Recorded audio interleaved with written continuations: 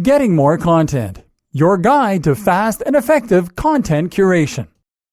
Another option for speeding up content creation and still providing value is to use content curation. The essential idea behind content curation is simple. You're making blog posts and pages that are entirely comprised of other content you have found around the web.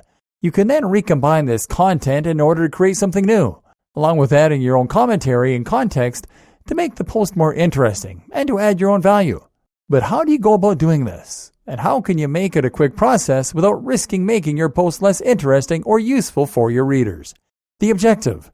The first thing to do is to understand the objective of good content curation. Your aim here is to create a blog post that provides several times the value of a conventional blog post because it combines the best parts of many posts into a single resource. This makes it very important that you carefully consider the type of content you are sharing. This should be content that is meaty and interesting, and you need to ensure that you have something interesting and useful to say about it. It is not enough to simply post a selection of copy-pasted snippets from other sites at random. Remember, duplicate content won't rank highly in Google.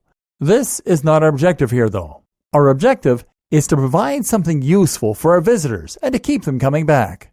Some tips. In theory, content curation can save you time by allowing you to create content by reusing content that others have already made. Theoretically, this then means that you can save time because you don't need to write all the content yourself. But the problem is that you need to head out and find all that content. It needs to be interesting and high-quality content, meaning you'll need to sift through the unsuitable stuff. And you then need to be able to add some kind of interesting commentary and tie it all together. When you consider all these jobs, it becomes apparent that this can actually end up taking a long time.